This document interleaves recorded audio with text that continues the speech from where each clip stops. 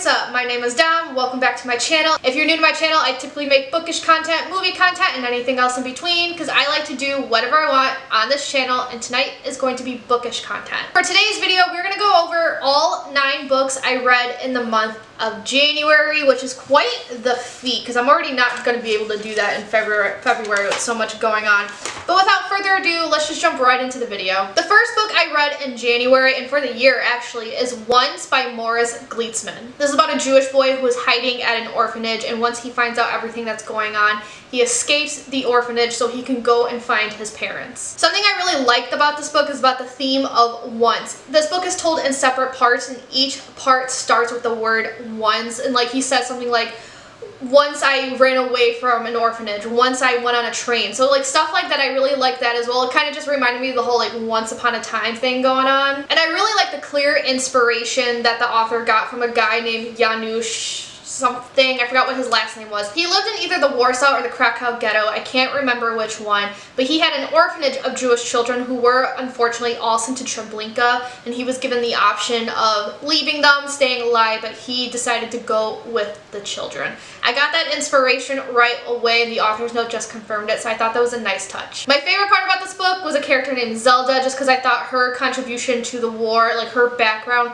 changes some things, and I'm interested to see her dynamic with our main character Felix in future books. However, since I read so many World War II books, this specific book doesn't feel new to me, so as much as I liked it, it did feel okay overall, and I gave this 3 out of 5 stars. Next, we have my absolute favorite read of last month, and that is The Horizon Volume 3 by J.H. This is a webcomic I started last year, and I just didn't have the time to finish it until this month. But this is about a boy and a girl who are trying to survive the end of the world together. I really loved the first 2 volumes of this series. I gave those 5 out of 5 stars, and I loved this one too. My heart was fucking shattered by the end. Like, it was all throughout this volume, it was torn out of my chest, just shred to pieces, and that's how I felt with the first, not so much the first book actually, but that's definitely how I felt with the second book. Something happened that I didn't expect, and I was a fucking mess during that point, and I'm texting all my friends. I was like, I can't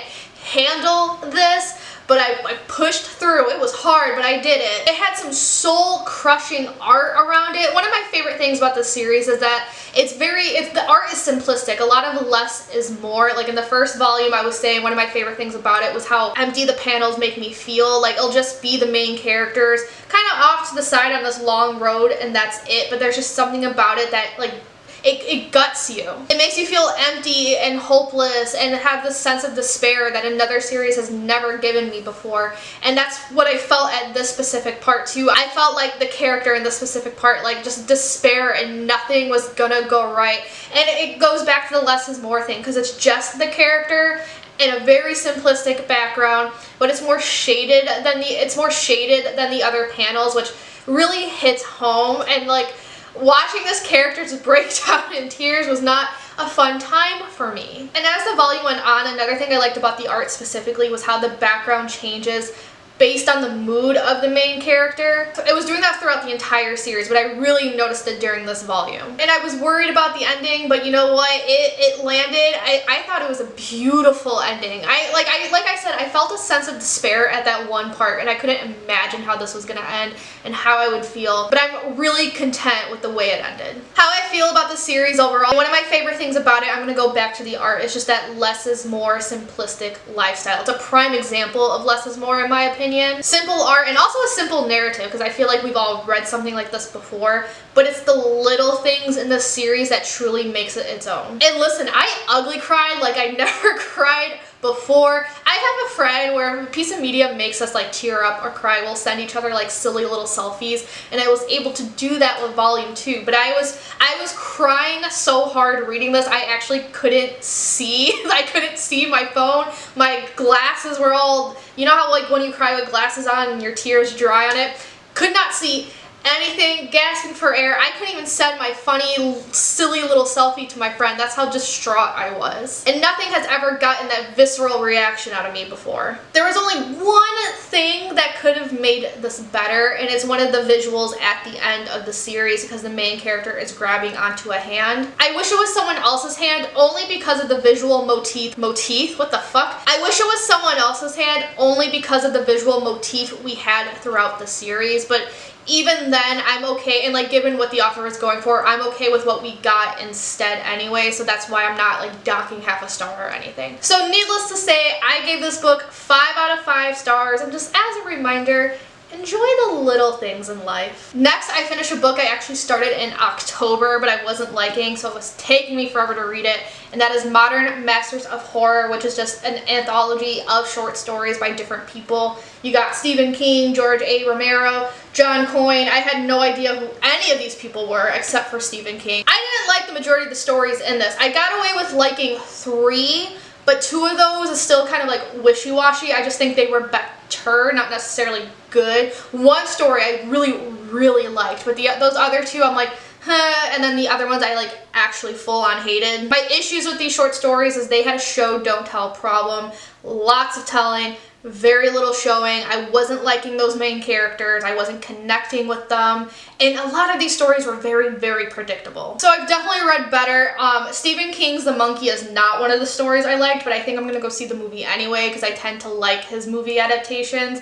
I'll let y'all know in that April wrap-up. Oh, and I gave this 2.5 out of 5 stars. Next we have Avatar: The Last Airbenders, The Bounty Hunter, and the Tea Brewer by Faith Erin Hicks. In this comic, if you guys remember June, the bounty hunter from the OG show, she kidnaps Iroh and she's taking him to whoever needs Iroh to be there. And you know what? I've been having issues with the Avatar comics lately, whether it's because I'm not liking the character directions or I just feel like okay with them overall, but I actually really enjoyed this one. I really like that this was an exploration of how people can overcome their past and change themselves by using the same skill sets. Both June and Iroh go on a journey where they have to be confronted with their past, and in order to get over that, they're still using their strengths. Like June is still using her fighting capabilities and using this animal that she has. It's not on the cover, otherwise I would point it out. Well, it kind of is, but also kind of, yeah, this thing.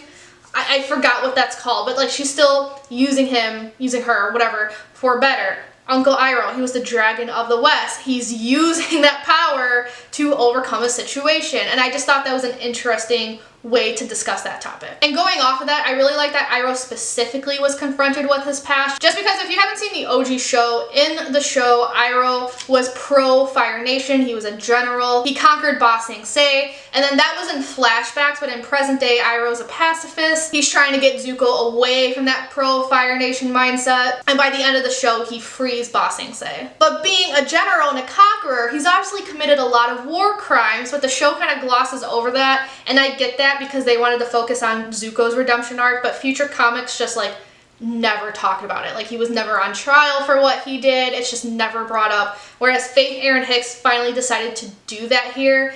And we got to see Iroh think about that, and how not only did it affect the people he conquered, but how it also affected the Fire Nation citizens. Because he's confronted with that too, like what happened when he defected and just left the Fire Nation people there. And I thought it was handled really well and maturely, very in character for Iroh, which also leads me to my next point. I'm really liking the author Faith Erin Hicks better than the previous author. These comics were previously written by Gene Luen Yang, and I know a big critique with him is that a lot of people feel like the characters are not in character, whereas Faith Erin Hicks is reeling that in. And even despite my gripes with the previous comics she wrote, one of my compliments was that these characters very much feel more in character like they did in the OG show. There's also new canon info in this. Iroh has a girlfriend now, and I'm still wondering what happened to Lu Ten's mom. Like, we've never discussed that. And in the end, this was just a fun adventure story, so I gave this 4 out of 5 stars. So then I listened to Project Princess by Meg Cabot. This is a Princess Diaries novella. I was trying to listen to the 5th book, so I listened to this on audiobook. This is book 4.5 because it's not really needed, but they included it anyway.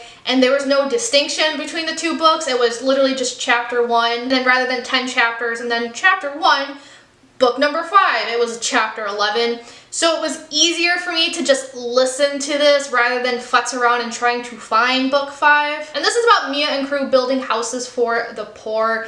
it is very much not needed for the series, so I felt absolutely nothing for this. It's not bad either though. It's like cute and okay overall, so I gave this 3 out of 5 stars. Then I read Chainsaw Man Volume 18. I obviously cannot tell you what this is about just because of all the spoilers, but Chainsaw Man takes place in a universe where these devils are running amok in the world. The devils are based on fear, and the more afraid people are, the bigger and stronger these devils are. And Denji, our main character, has the heart of the Chainsaw Man devil, and now it's a lot from there. Volume 18, lots of fighting, lots of violence. I feel like this volume specifically, these bunch of chapters were just okay overall.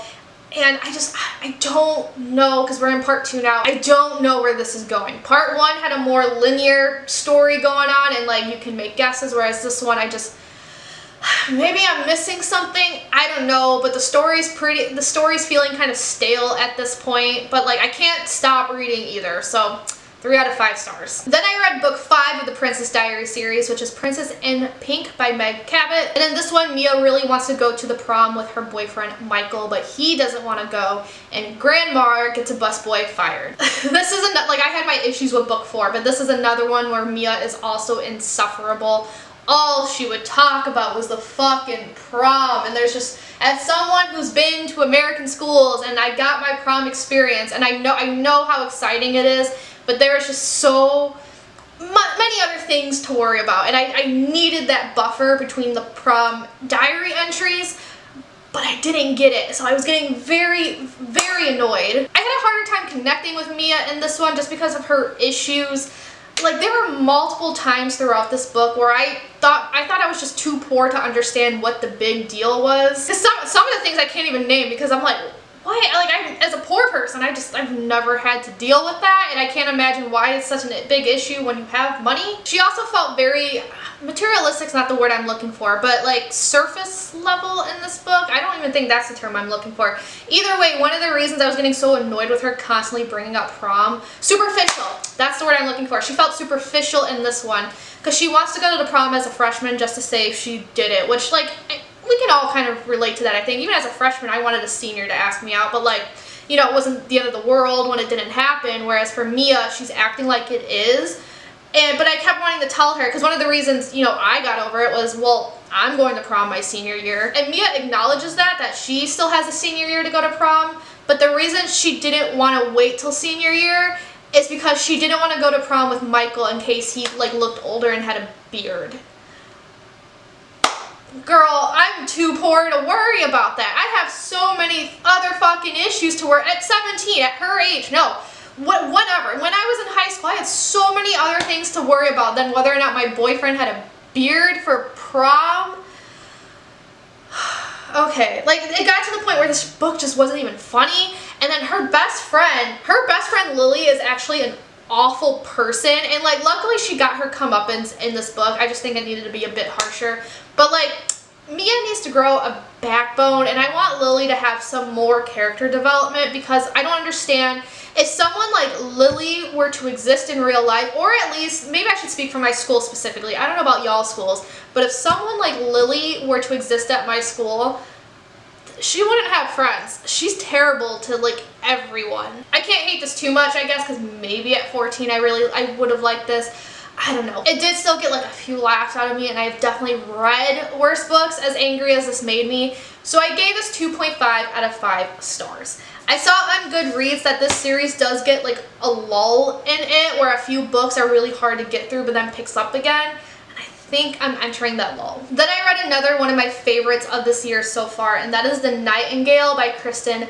Hanna. This is about 2 women living in France during World War II and how each of them has their role to play. We have Vianne, who doesn't want to get involved in the war, she just wants to mind her own business, and then we have Isabel, who thinks there's injustice everywhere and tries to join the resistance, so just so that she could do something. I thought it would be apt to read this just because I know the 80th anniversary of the liberation of Auschwitz was this past month, so why not read a World War II book? And it is different than the other World War II fiction I've been consuming. The two main characters in this aren't Jews, they are French Catholics, so it is from that perspective as well. I have so much to say about this, and it's really difficult to not have jumbled thoughts, so I'm gonna need y'all to bear with me as I go from bullet point to bullet point in my notes. I really liked how different the two sisters felt from each other because it made for a more compelling story, and the book's not in first person, it is in third person, but it still switches point of views, and it made those point of views feel refreshing. I also thought it was interesting that whatever tactic you use to survive a war, one is not necessarily better than the other. One's not going to keep you safer, one isn't going to mean you're more moral, just because there's so much more nuance involved in that. For example, Vianne seems cowardly by doing nothing, but by being cowardly,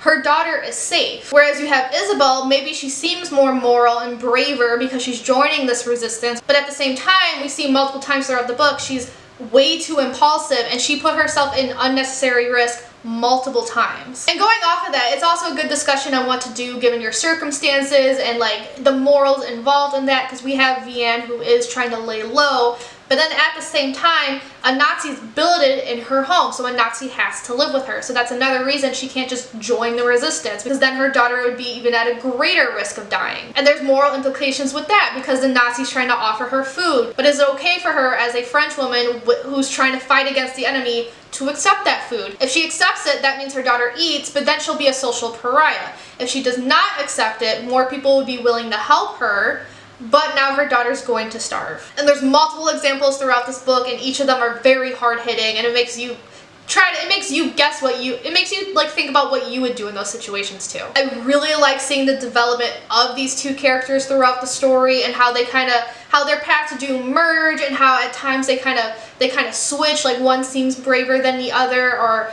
one is outlasting the other, and then just how all that goes, because you truly never know what's going to happen, which is what I think I like so much about Kristin Hannah's plot in this book. I'm going to hesitate to say the word writing because I will get back to that, but just her ideas I really liked, because in a war you truly don't know what's going to happen. Anything can happen, and I feel like the ending proves that, because there were things about the ending that truly pissed me off. I was so angry about some of the outcomes, but like thinking about it realistically, that's just how war works. Certain characters didn't survive as much as you wanted them to.